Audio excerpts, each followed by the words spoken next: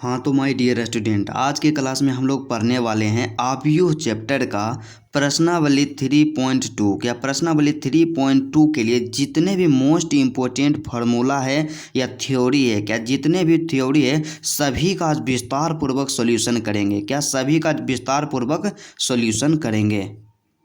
अर्थात हम लोग आज के क्लास में अवयूहों पर संक्रियाएं, क्या अवयूहों पर संक्रियाएं मतलब ऑपरेशंस ऑन मैट्रिक्सेस, मतलब क्या है कि अवयूहों पर संक्रियाओं के बारे में अध्ययन करेंगे।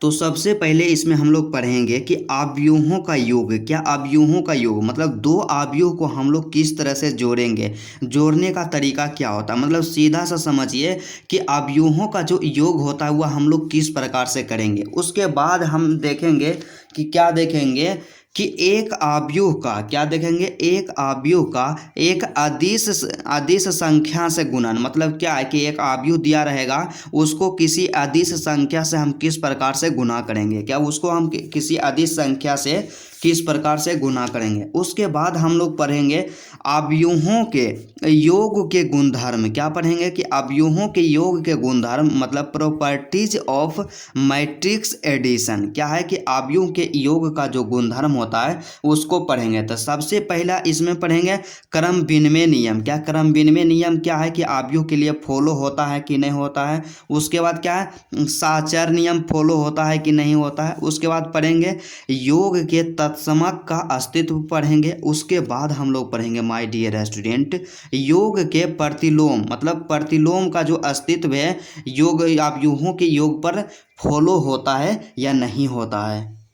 उसके बाद हम देखेंगे कि एक अवयव के अदिश गुणन के गुणधर्म, मतलब एक अवयव को जब हम एक अदिश संख्या के साथ गुणा करेंगे तो उनका जो गुणधर्म होता है क्या क्या होता है। उसके बाद क्या करेंगे हम लोग पढ़ेंगे नेक्स्ट जो होता है सबसे मोस्ट इम्पोर्टेंट और जिससे कि एग्जाम में अक्सर क्वेश्चन पूछा जाता है और कई स्टूडेंट इसी टॉपिक को नहीं समझ पाते हैं। क्या है कि अवयवों का गुणनफल, मतलब दो अवयव या तीन अवयव का गुणनफल हम लोग किस तरह से करेंगे, एकदम पूरा डिटेल्स में चर्चा करेंगे। बस आपसे एक छोटा सा रिक्वेस्ट है कि आप वीडियो को अंत तक जरूर देखिएगा, क्योंकि मेरा जो पर्पस है क्या है कि आपको समझाना है। क्या आपको समझाना। तो क्या देखेंगे कि अवयवों का गुणनफल मतलब अवयव का गुणनफल हम लोग किस प्रकार से करते हैं। उसके बाद हम लोग देखेंगे माय डियर स्टूडेंट क्या देखेंगे कि अवयवों के गुणनफल, क्या गुणनफल के गुणधर्म, मतलब अवयव का जो गुणनफल होता है वो तो हम करने के लिए सीख लिए, लेकिन अवयव के गुणनफल का जो गुणधर्म होता है क्या होता है। मतलब सीधा आप समझिए कि इसमें भी देखेंगे सहचर नियम इस पर लागू होता है या नहीं होता है, क्रम विनिमय नियम लागू होता है या नहीं होता, बंटन नियम लागू होता है या नहीं होता है। मतलब सीधा सा आप समझिए कि अवयव के गुणा के लिए जितने भी गुणधर्म है सभी का विस्तार पूर्वक सॉल्यूशन करेंगे। और यदि आप इतना कंप्लीट कर लेते हैं तो मेरा 100% गारंटी है। क्या है कि 100% गारंटी मानिए, क्या 100% गारंटी मानिए कि जब आप प्रश्नावली 3.2 का सॉल्यूशन कीजिएगा तो इसमें एक भी क्वेश्चन नहीं छूटेगा। क्या इसमें एक भी क्वेश्चन नहीं छूटेगा। तो चलिए आज का क्लास बिना टाइम का इन्वेस्ट किए हुए मेरे दोस्त स्टार्ट करते हैं। तो सबसे पहले हम इसमें क्या देखेंगे अवयवों पर संक्रियाएं में सबसे पहले हम लोग देखेंगे कि अवयवों का योग। क्या अवयवों का योग मतलब एडिशन ऑफ मैट्रिक्स, मतलब क्या है कि अवयव जो होता है उसको हम किस तरह से जोड़ते हैं। और यदि इसका पीडीएफ नोट्स भी क्या है डिस्क्रिप्शन में दिया गया है। क्या पीडीएफ नोट डिस्क्रिप्शन में दिया गया है, वहाँ पे दिया रहेगा पीडीएफ लिंक, और पीडीएफ लिंक पर आप जब क्लिक कीजिएगा तो डायरेक्ट आपको पीडीएफ पे ले जाएगा। तो सबसे पहले इसमें क्या देखेंगे अवयवों का योग।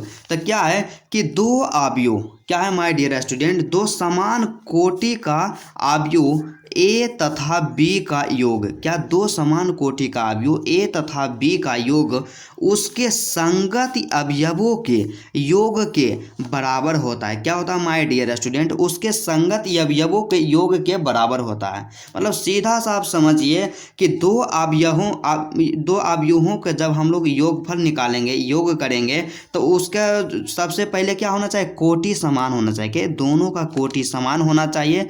और उसके बाद क्या करेंगे ए तथा बी का उनके संगत अवयवों के योग के बराबर होता है। क्या ए तथा बी का जो योग होगा उसके संगत अवयवों के बराबर होगा। तो कई स्टूडेंट अभी भी कंफ्यूज होंगे, तो इसका एग्जाम्पल के द्वारा हम इसको समझते हैं। तो सबसे पहला जो आव्यूह हमारे पास दिया गया है, आव्यूह ए दिया गया है। एक आव्यूह ए है, क्या है, A11 A12 A13, और उसके बाद दूसरा इसमें क्या है, A21 A22 और A23। मतलब यह क्या है कि 2 × 3 कोटि का आव्यूह है। क्या 2 × 3 कोटि का आव्यूह है। और दूसरा आव्यूह जो आव्यूह बी बराबर दिया गया है, यह भी 2 × 3 कोटि का आव्यूह है। क्या 2 × 3 कोटि का आव्यूह है। तो सबसे पहला कंडीशन आपको क्या बताएं कि दोनों का कोटि सेम रहेगा, तभी हम उसका योग करेंगे। तो यहाँ पे 2 × 3 कोटि है और यहाँ पर भी 2 × 3 कोटि है, तो दोनों कोटि आपस में समान है।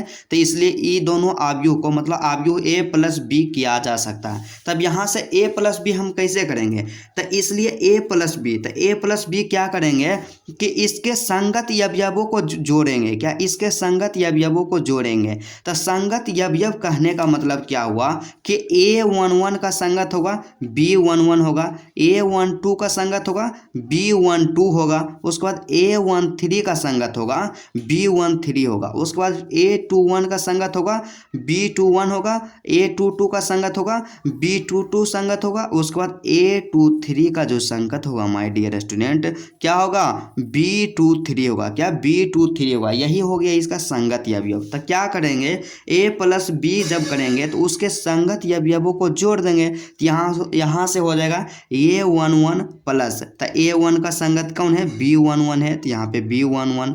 उसके बाद क्या है, A12 के साथ जोड़ देंगे B12 को, तो यहाँ पे A12 + B12। उसके बाद A13 के साथ जोड़ देंगे B13 को, तो A13 + B13। उसके बाद क्या करेंगे कि A21 है दूसरा पंक्ति में, तो यहाँ दूसरा पंक्ति में इसके संगत अवयव क्या है B21, तो A21 प्लस में B21। उसके बाद क्या है A22, तो यहाँ से हो जाएगा A22 के संगत अवयव B22, तो यहाँ से हो जाएगा A22 + B22। उसके बाद क्या है कि A23 इसका जो संगत अवयव होगा B23 होगा, तो यहाँ से क्या कर देंगे A23 + B23, यही क्या हो गया इसका योगफल। मतलब सीधा साफ समझिए कि A + B, क्या A + B तभी होगा जब A और B, क्या जब A और B समान कोटि का आव्यूह है। क्या समान कोटि का आव्यूह, मतलब सीधा साफ समझिए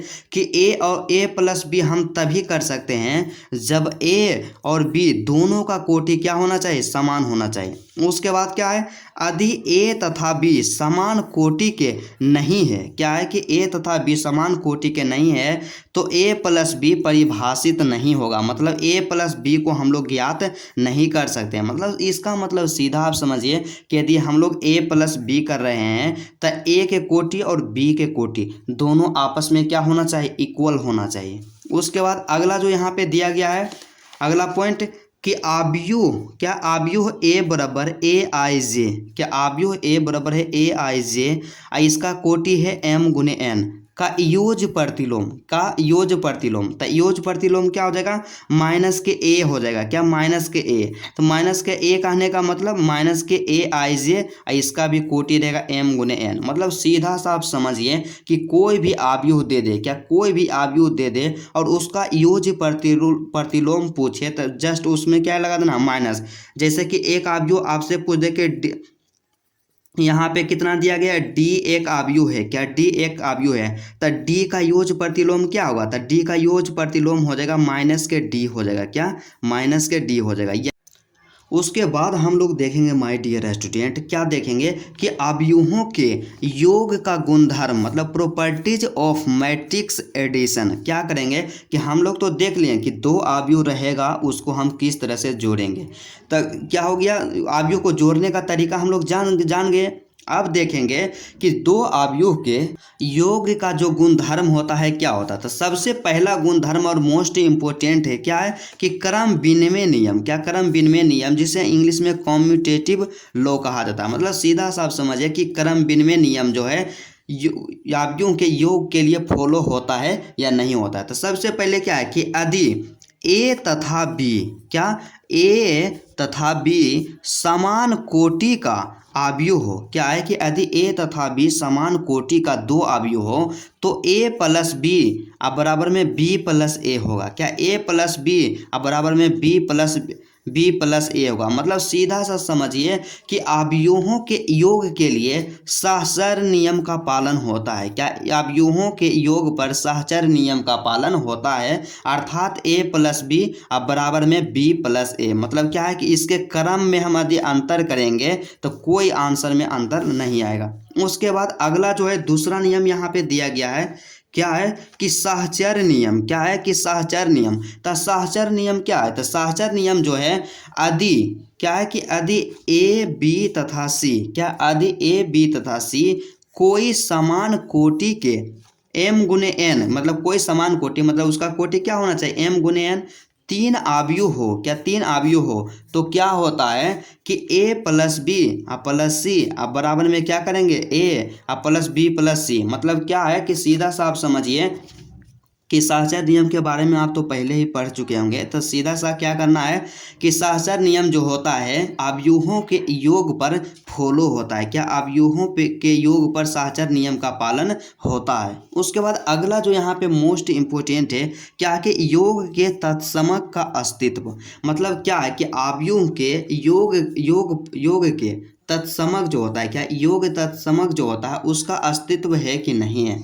तो सबसे पहले क्या है कि यदि ए बराबर, क्या ए बराबर एक अवयव है ए आई जे एक m गुने n कोटि का अवयव है। क्या है कि a बराबर एक अवयव है m गुने n कोटि का, और 0 एक m गुने n कोटि का शून्य अवयव है। मतलब सीधा आप समझिए कि एक अवयव है a और 0 भी एक अवयव है, और दोनों का कोटि क्या है आपस में बराबर है, और दोनों का कोटि क्या है आपस में बराबर है। यहाँ पे 0 एक जो है तो 0 क्या होता है एक शून्य अवयव होता है। मतलब क्या है कि a प्लस 0 बराबर 0 प्लस ए बराबर ए। मतलब सीधा सा आप समझिए क्या हो गया, अर्थात यहाँ से कि अवयवों के योग संक्रिया का तत्समक जो होता है शून्य अवयव होता है। क्या शून्य अवयव होता है। मतलब सीधा सा आप समझिए कि अवयवों के योग संक्रिया जो होता है, योग का जो नियम होता है उसमें जो उसका जो तत्समक होता है कितना होता है शून्य होता है। क्या शून्य होता है, क्या शून्य होता है।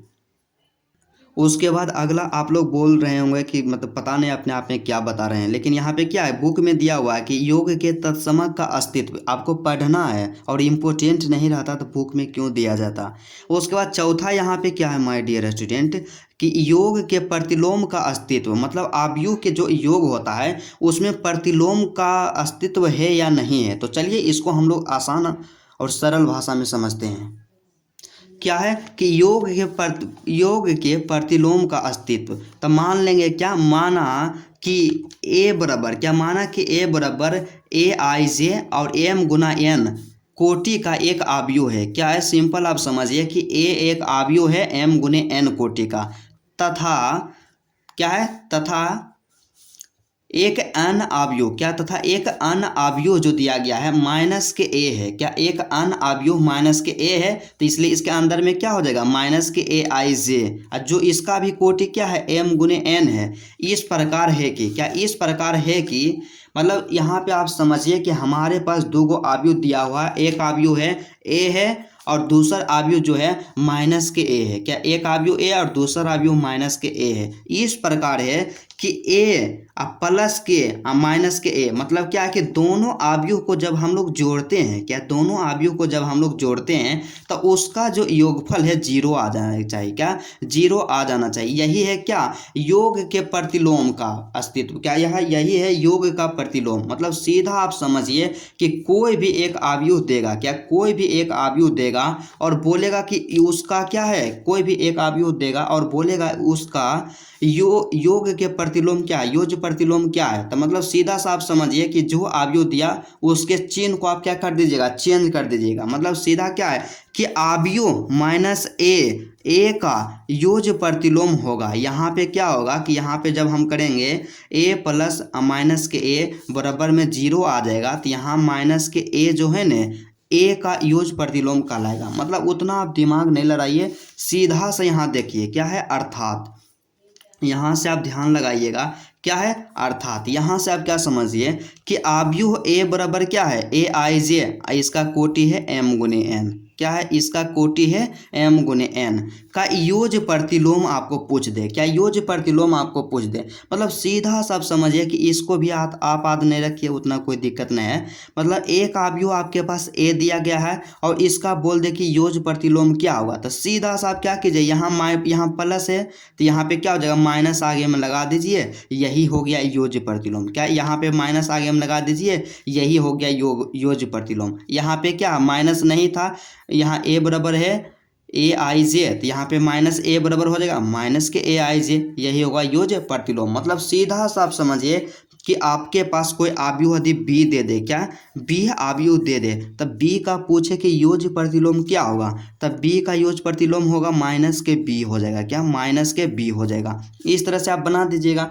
और यदि उल्टा बोले कि माइनस के बी जो है एक अवयव दिया गया है, आपको इसका योज प्रतिलोम बताना है, तो इसका योज प्रतिलोम क्या हो जाएगा, बी हो जाएगा। मतलब सीधा समझिए कि यहाँ पे क्या है, यहाँ माइनस रहे तो उसका योज प्रतिलोम प्लस वाला हो जाएगा, यहाँ प्लस वाला रहे तो ये उसका जो योज प्रतिलोम होगा माइनस वाला होगा। बस क्या करना है कि सब चीज़ वही रहेगा, बस उसका जो सिंबल होता है, जो चिन्ह होता है, सिर्फ चिन्ह को चेंज कर देना। और मुझे उम्मीद है कि आपको 100% समझ में आया होगा। उसके बाद अगला जो है हम लोग पढ़ेंगे माय डियर स्टूडेंट, क्या देखेंगे कि एक अवयव के अदिश गुणन के गुणधर्म, क्या एक अवयव के अदिश जो गुणन होता है, अदिश गुणन के बारे में पढ़ेंगे, क्या अदिश गुणन के बारे में पढ़ेंगे।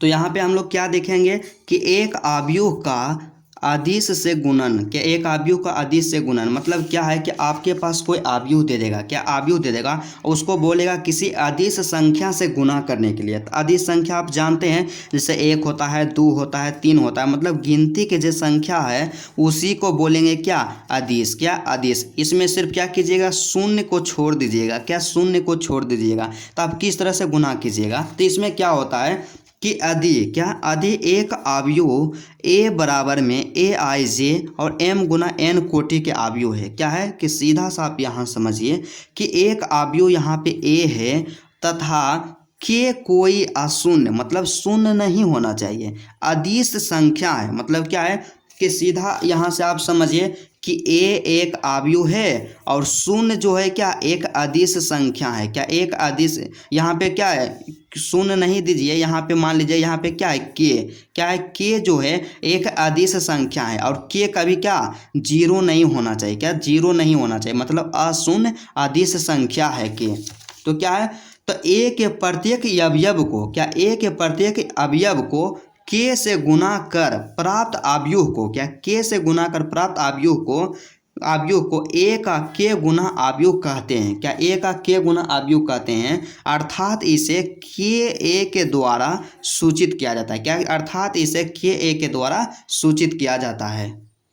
मतलब आप यहाँ पर नहीं समझे होंगे, तो आपको देखिए एग्जाम्पल के द्वारा समझाते हैं कि हमारे पास एक अवयव है, क्या है ए अवयव है, तो यहाँ पे हमारे पास एक अवयव दिया गया, मान लीजिए 4 है, 5 है, 6 है, 7 है, यह एक अवयव दिया गया और इसको बोले न कि एक अदिश संख्या 4 से गुना करने के लिए, 4 से गुना करने के लिए, तो अवयव आपके पास क्या है ए, तो 4 से आप गुना कीजिएगा तो क्या होगा 4 गुने ए कीजिएगा, तो 4 गुने ए कीजिएगा तो 4a हो जाएगा, क्या 4a हो जाएगा, तो 4a हो जाएगा। तो आपको क्या करना, ये अवयव जो यहाँ पे मैट्रिक्स दिया गया इसमें गुना करना, तो क्या करेंगे यहाँ पे 4 गुने ए हुआ ना, तो प्रत्येक जितना अंदर में अवयव है सबको 4 से गुना कर देंगे, तो यहाँ पे क्या हो जाएगा, तो 4 से गुना करेंगे, तो यहाँ पे 4 है तो 4 गुने 4 करेंगे कितना आएगा 16, फिर 5 को भी 4 से गुना कर देंगे तो 5 जगह क्या हो जाएगा 20 हो जाएगा, फिर 6 यहाँ अवयव है तो 6 को भी 4 से गुना करेंगे तो 6 जो क्या हो जाएगा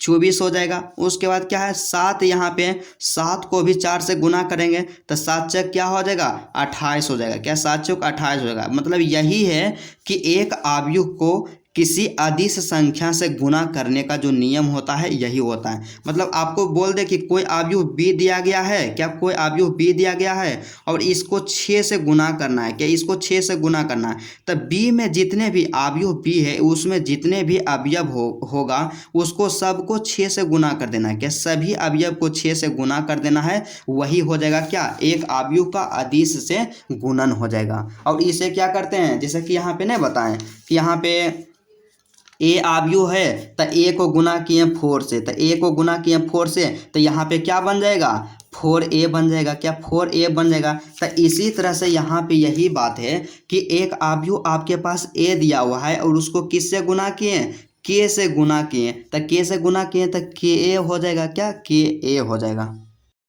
उसके बाद हम लोग क्या करेंगे कि अवयव के अदिश, क्या अवयव के अदिश गुणन, क्या अवयव के अदिश गुणन के प्रमुख गुणधर्म क्या है, जैसे कि हम लोग देखें कि एक अवयव को अदिश संख्या के साथ गुना करते हैं। तो गुना करने के लिए तो सीख गए हैं कि किस तरह से हम गुना करेंगे, और गुना करेंगे तो उसके लिए कुछ गुणधर्म भी होता है। क्या कुछ गुणधर्म होता है। तो यहाँ इसका गुणधर्म क्या होता है कि एक दो अवयव रहेगा, जैसे कि यदि ए तथा बी समान कोटि के दो अवयव है, क्या है कि ए तथा बी जो है समान कोटि के दो अवयव है, तथा क्या है कि के तथा एल, क्या के तथा एल दो अदिश राशि है। क्या के तथा एल क्या है, दो अदिश राशि है। मतलब यहाँ से आप समझिए, उतना दिमाग नहीं लड़ाना है, इसमें कुछ नहीं है। मतलब सीधा सा आपको क्या बोला कि ए तथा बी, क्या ए एक अवयव है ए और दूसर का अवयव है बी, और दोनों का कोटि क्या है, बराबर है, और दो गो है क्या है, अदिश राशि। पहला अदिश राशि के है और दूसर का अदिश राशि क्या है, एल है। क्या पहला अदिश राशि के है, दूसरा अदिश राशि के है। तो अब क्या है कि यहाँ से यदि क्या करेंगे, के प्लस एल करेंगे, क्या के प्लस एल करेंगे और गुना में एक अवयव को कर देंगे। तो यहाँ से इसका इतना बराबर होगा तो सबको अलग कर देंगे, मतलब क्या हो जाएगा के ए, क्या के ए और प्लस में एल ए, क्या के ए प्लस एल ए। उसके बाद दूसरा जो होता है क्या होता है कि मान लिया जाए कि दोनों अवयव को जोड़ेंगे, मतलब क्या है कि a प्लस बी क्या हो, अवयव दिया हुआ है, जोड़ में दिया हुआ है, मतलब a प्लस बी जो दोनों अवयव हो उसको हम लोग जोड़ रहे हैं। उसके बाद कोई एक जो रहेगा ना अदिश, उससे गुना करना है, से के से गुना करना है। तो हम लोग क्या करेंगे कि सबके साथ एकाएक ही गुना कर देंगे। तो पहले के को a के साथ गुना करेंगे, फिर एक के को b के साथ गुना करेंगे,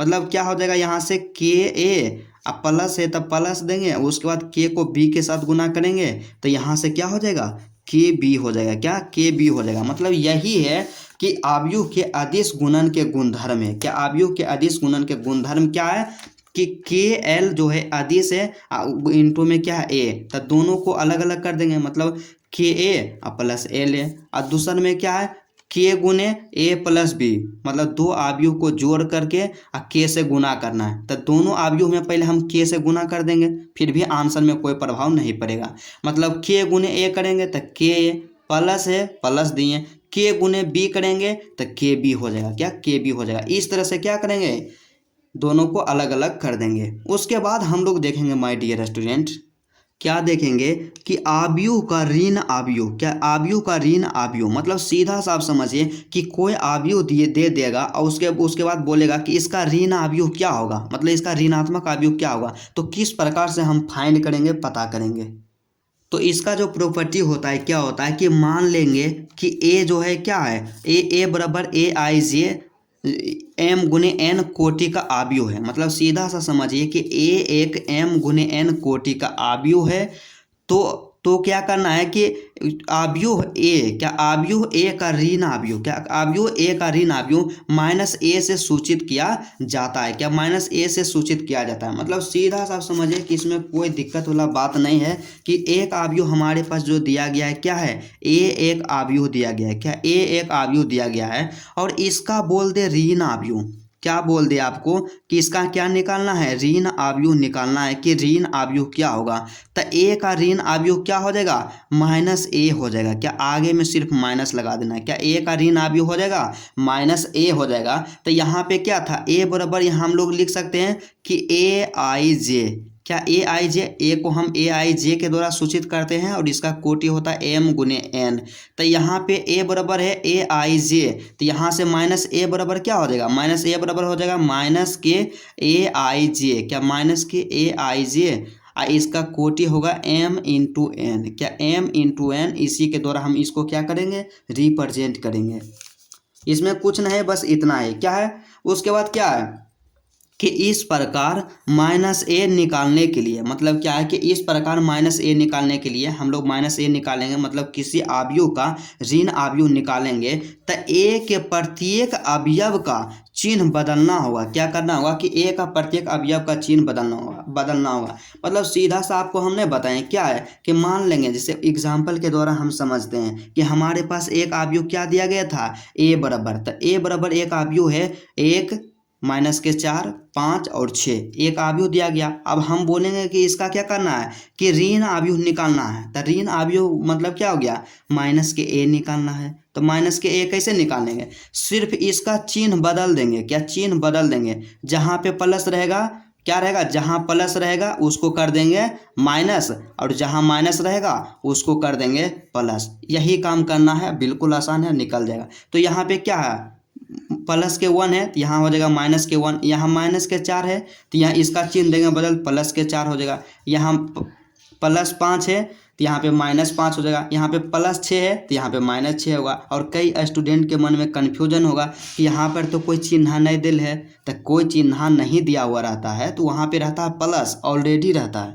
मतलब सीधा सा आप यहाँ से हम एक ही चीज़ समझे कि कोई अवयव, क्या कोई अवयव हमको दे दे, यहाँ पे ए बराबर कोई अवयव दे दे कि 4 5 8 9, इस तरह से अवयव दे दे, और इसका बोले ऋण अवयव निकालने के लिए, मतलब माइनस निकालने के लिए बोले, तो माइनस निकालने के लिए बोले तो कुछ नहीं करेंगे, जो रहेगा अंदर में सबका चिन्ह बदल देंगे। तो यहाँ पे हो जाएगा माइनस के 4 माइनस के 5 माइनस के 8 और माइनस के 9, यही हो जाएगा, क्या हो जाएगा, इसका ऋण अवयव। बिल्कुल आसान है और इसी पे क्वेश्चन दिया गया है प्रश्नावली 3.2 में। उसके बाद हम लोग देखेंगे कि अवयवों का अंतर, मतलब दो अवयव का हम लोग अंतर किस तरह से निकालते हैं। मतलब अवयव जैसे क्या होता है, जोड़ होता है और एक घटाव होता है, मतलब दो अवयव को हम लोग किस तरह से घटाएंगे। कई स्टूडेंट यहाँ कन्फ्यूज होंगे कि सर इतना आप काहे बता रहे हैं, तो आपको बता देते हैं कि यदि आपको एक बेहतर बनना है तो पूरा कॉन्सेप्ट क्लियर होना चाहिए। तो क्या करेंगे, अगला देखेंगे कि अवयवों का अंतर जो होता है किस प्रकार से होता है, किस प्रकार से निकाला जाता है। तो इसमें हम लोग क्या करेंगे कि दो अवयवों का अंतर में कि माना कि ए और बी, क्या माना ए और बी दो अवयव है। क्या है कि दो अवयव है, मान लेंगे कि ए और बी क्या है, दो अवयव है और जिसकी कोटि आपस में समान है। मतलब क्या होना चाहिए कि अवयव के घटाव के लिए भी कोटि का समान होना बहुत ही आवश्यक है। जब तक कोटि समान नहीं होगा आपस में, उसका हम लोग अंतर निकाल नहीं सकते। मतलब क्या करना है कि हम लोग सिंपल मान लिए क्या ए और बी, क्या ए और बी जो है क्या है, समान कोटि वाले दो अवयव है जिसकी कोटि आपस में क्या है, समान है। तो अवयव बी का घटाव, क्या अवयव बी का हम लोग क्या करेंगे, घटाव ए में, क्या अवयव बी का घटाव ए में, तो ए माइनस बी द्वारा सूचित करते हैं। ये तो आसान है, सब कोई जानता है। मतलब क्या है कि दो गो अवयव दिया हुआ, एक अवयव ए है और अवयव क्या है, दूसरा बी है, तो ये दोनों को घटाएंगे तो मतलब यहाँ से हम लोग क्या इसको लिख सकते हैं, ए माइनस बी। बस यही बात यहाँ पे बताया गया है इस तरह से। और इसका मान, क्या इसका जो मान होता है तो ए माइनस बी जो यहाँ पे होता है, क्या होता है, ए माइनस बी अब बराबर ए प्लस माइनस के बी। मतलब सीधा सा आप समझिए कि ए माइनस बी बराबर, इसका मतलब क्या हो गया कि यहाँ से आप सीधा इसको इस तरह से भी लिख सकते हैं कि ए, क्या ए प्लस में, क्या ए प्लस में अब माइनस बी को क्या कर दीजिए, यहाँ ब्रैकेट में कर दीजिए, क्या माइनस बी को ब्रैकेट में कर दीजिए। तो आप बोलिएगा कि ऐसा आप किस लिए किए, तो यहाँ से आप देखिए ए है तो यहाँ पे ए, अब प्लस माइनस क्या होता है, माइनस क्या है बी, तो दोनों में कुछ अंतर है, सेमे है। मतलब इसका मतलब सीधा सा समझिए, ऐसे हम इसलिए किए कि ऋण अवयव ही इसको बना दिए, क्या ऋण अवयव। तो ऋण अवयव हम किस तरह से बनाते हैं कि चिन्ह को क्या करते हैं, बदल देते हैं। मतलब सीधा आप समझिए कि जहाँ पे रहेगा ए माइनस बी करना रहेगा, मतलब दो अवयव को घटाना रहेगा, तो वहाँ पे ए प्लस बी आप कर दीजिएगा, क्या ए प्लस बी कर दीजिएगा, अब ब्रैकेट में क्या कर दीजिएगा, माइनस। बस इतना ही करना है। तो चलिए इसको एक एग्जाम्पल के द्वारा समझते हैं। जैसे कि हमारे पास एक आव्यूह दिया गया है, यहाँ पे दो आव्यूह दिया गया है। ए बराबर एक आव्यूह है, क्या है, ए बराबर 5 7 8 10 11 12 5 4 3, और बी बराबर भी एक आव्यूह है 3 2 1 5 1 3 0 0 5। तो क्या करना है कि इसका अंतर निकालना है, मतलब a माइनस बी करना है। क्या, a माइनस बी करना है। तो a माइनस बी करने के लिए सबसे पहले क्या बोलें कि कोटि दोनों का आपस में बराबर होना चाहिए। तो इसका कोटि कितना है, तो कोटि क्या होता है, पंक्ति की संख्या और गुने स्तंभ की संख्या। मतलब क्या होता है, कोटि m गुने n होता है। क्या, m गुने n होता है। तो इसमें क्या है, एक पंक्ति, दो पंक्ति, तीन पंक्ति, मतलब क्या है, तीन गुने हो जाएगा स्तंभ की संख्या। तो एक स्तंभ, दो स्तंभ, तीन स्तंभ, मतलब 3 गुने 3 कोटि का यह आव्यूह है। अब बी में भी देखेंगे, एक पंक्ति, दो पंक्ति, 3, 1 2 3, यह भी जो है आव्यूह दिया गया है बी, 3 गुने 3 है। तो इसका भी कोटि 3 गुने 3 है और इसका भी कोटि 3 गुने 3 है। मतलब क्या है कि दोनों का कोटि आपस में इक्वल है, इसलिए हम लोग यहाँ से a माइनस बी आसानी से निकाल सकते हैं। तो आपको क्या बताएं कि a माइनस बी करना रहे तो क्या कर देना, प्लस a प्लस, अब b यहाँ जो माइनस है b के अंदर कर देना है। क्या, b के अंदर, तो इसी पे बैठा देंगे अब हम यहाँ से। तो सबसे पहले a है, तो a बराबर इतना है, इतना लिख लिए, प्लस है, प्लस दिए। उसके बाद क्या है कि b है, क्या b बराबर इतना दिया हुआ है, तो b के अंदर क्या है, माइनस बनाना है। क्या, माइनस, यहाँ तो प्लस है। तब क्या होता है, किसी आव्यूह का ऋण आव्यूह हम आपको अभी बताएं, तो ऋण आव्यूह के लिए क्या हुआ, चिन्ह को बदल देंगे। तो यहाँ से है +3 -3, +2 -2, +1 -1, प्लस के 5 माइनस के 5, प्लस के 1 माइनस के 1, प्लस के 3 और माइनस के 3। और 0 तो माइनस में होगा नहीं, तो 0 0 0, और माइनस यहाँ पे प्लस में है 5, तो इसका जो ऋण हो जाएगा माइनस में 5। मतलब सीधा साफ समझिए कि क्या करेंगे, ये दोनों को आपस में जोड़ देंगे।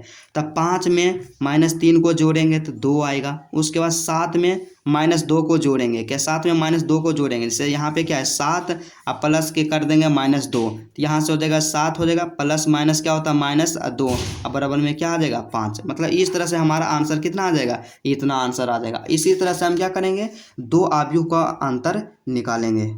उसके बाद जो लास्ट यहाँ पे थ्योरी है कि आव्यूहों का गुणन, क्या, आव्यूहों का गुणन मतलब दो आव्यूह का या तीन आव्यूह का गुणन जो करते हैं, गुणा करते हैं हम, यह किस प्रकार से करते हैं। यह जो है क्या है कि प्रश्नावली, क्या, प्रश्नावली 3.2 का लास्ट कॉन्सेप्ट है। इसको आप ध्यान से समझिएगा और इससे एग्जाम में तो क्वेश्चन हर साल पूछा जाता है कि आव्यूहों का गुणा जो होता है हम लोग किस प्रकार से करते हैं। तो यहाँ पे क्या है कि आव्यूहों का गुना मतलब मल्टीप्लिकेशन ऑफ मैट्रिक्स, मतलब आव्यूह का जो गुना होता है किस प्रकार से किया जाता है, और इसमें हर एक स्टूडेंट गलती करते हैं, इसको समझ नहीं पाते हैं। तो चलिए इसको हम समझाते हैं बिल्कुल आसान और बेसिक मेथड से। तो सबसे पहले क्या है कि यदि a तथा b, क्या, a तथा b दो आव्यूह है, मतलब क्या है कि a और b जो है दो आव्यूह है। क्या, दो आव्यूह है, तो गुणनफल, क्या, गुणनफल ए बी तभी संभव है। क्या, इसका जो गुणनफल होगा वो तो ए बी होगा। क्या, ए बी होगा, ए बी जो है तभी संभव है। इसका एक कंडीशन है, जब क्या होगा कि ए का, क्या, ए का स्तंभों की संख्या, क्या, ए का स्तंभों की संख्या बी में, क्या, ए में स्तंभों की संख्या, क्या, ए में स्तंभों की संख्या, मतलब इसमें जो क्या है ए में स्तंभ की संख्या, मतलब क्या है कॉलम, COLUMN, ए में क्या है कॉलम, और बी में जो है पंक्ति की संख्या के बराबर हो। क्या, पंक्ति की संख्या के बराबर हो। क्या, बी में क्या होना चाहिए, रो होना चाहिए। क्या, रो का मतलब क्या होता है, पंक्ति संख्या के बराबर होना चाहिए। तो मतलब सबसे पहला जो रूल यहाँ पे है कि ए गुने बी, क्या, ए बी जो होने का सबसे पहला जो यहाँ पे रूल है, कॉन्सेप्ट है कि क्या होना चाहिए कि दो आव्यूह है, पहला आव्यूह ए है और दूसरा का आव्यूह यहाँ पे बी है। तो ए में स्तंभ की संख्या, मतलब ए में जो है कॉलम की संख्या, क्या, ए में कॉलम की संख्या और बी में रो की संख्या, दोनों आपस में क्या होना चाहिए, बराबर होना चाहिए। क्या, दोनों आपस में बराबर होना चाहिए, तभी उसका क्या करेंगे, गुणनफल को निकालेंगे। सबसे आसान है और सबसे बेसिक है। उसके बाद हम लोग क्या करेंगे कि उसके बाद a गुने b के लिए क्या उसके बाद a गुने b के लिए मतलब दोनों का गुणनफल के लिए a की पंक्ति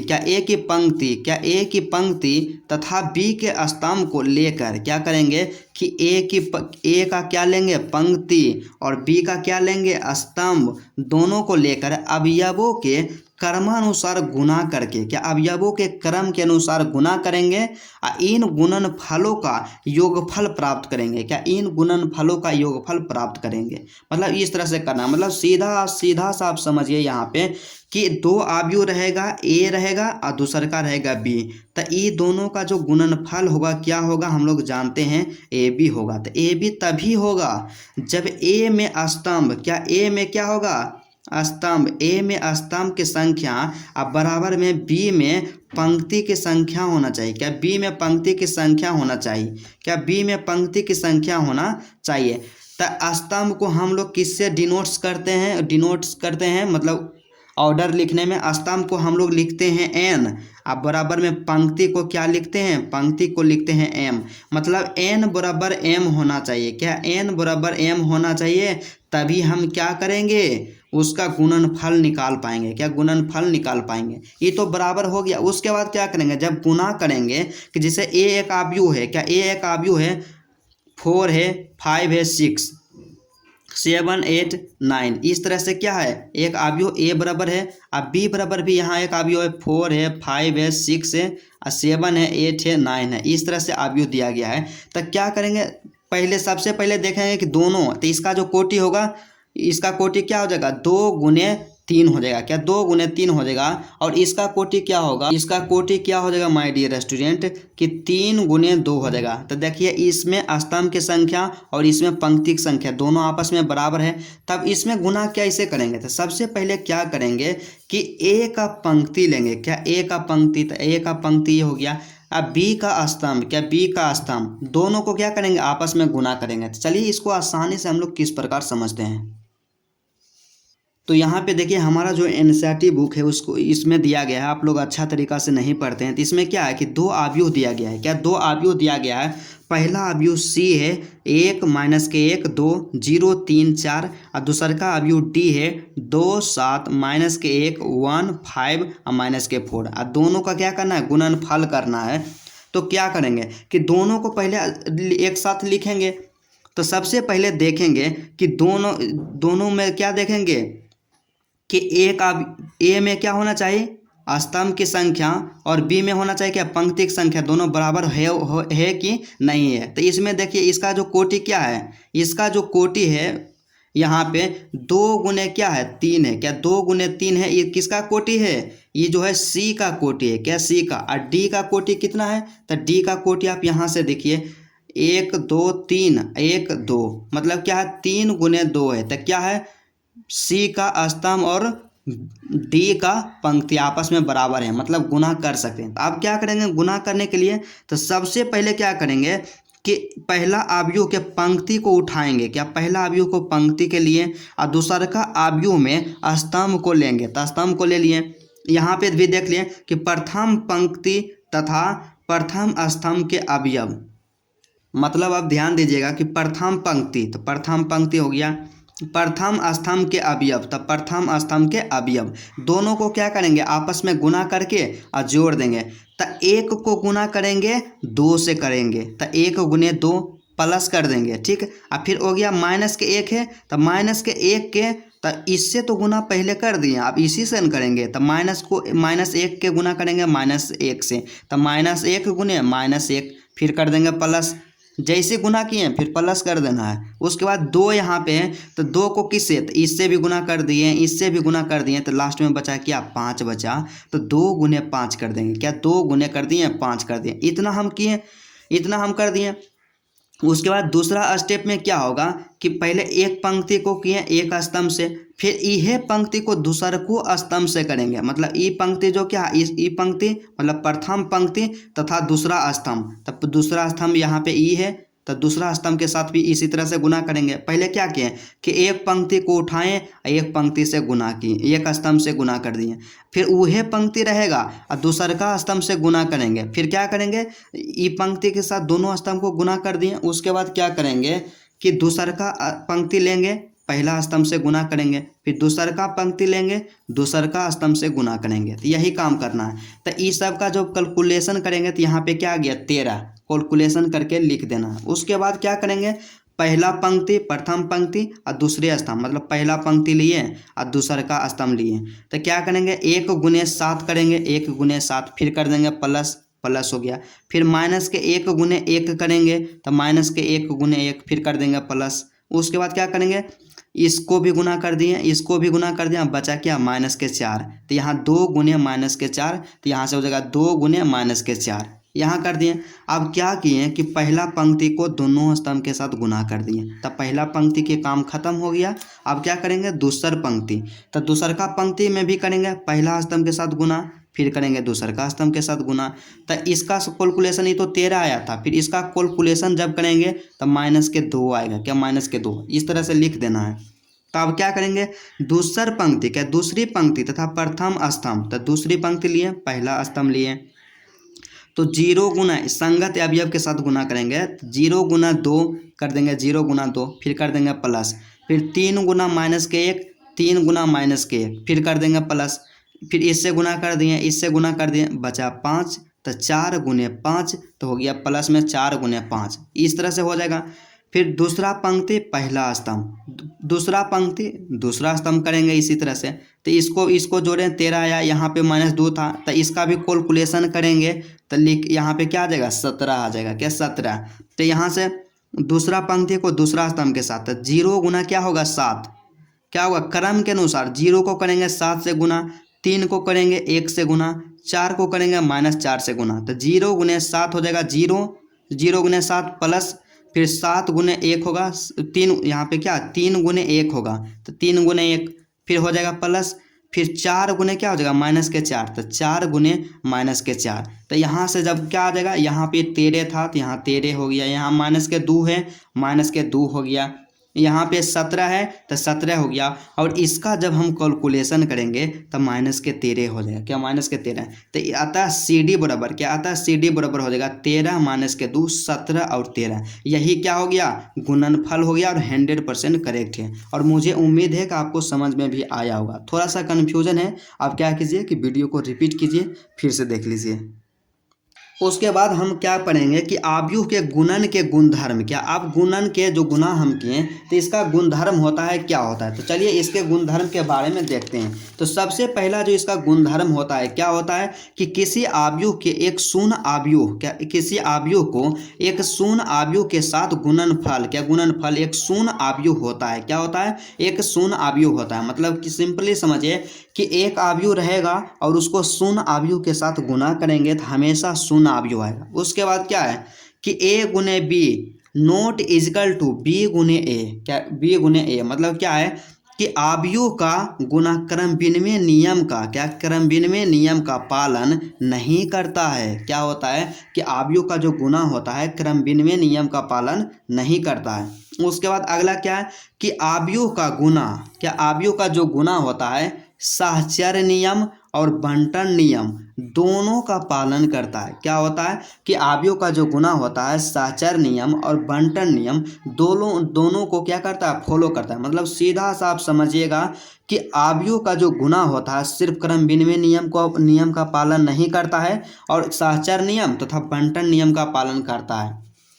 तो साहचर्य नियम में यहाँ पे क्या है कि A गुने B, क्या A गुने B गुने C मतलब A B को एक साथ गुना किए उसके बाद C से गुना करें देंगे। अब बराबर में क्या होगा फिर इसको दोनों को एक साथ गुना, मतलब A गुने B गुने C कर देंगे तो दोनों का मान क्या आएगा बराबर आएगा।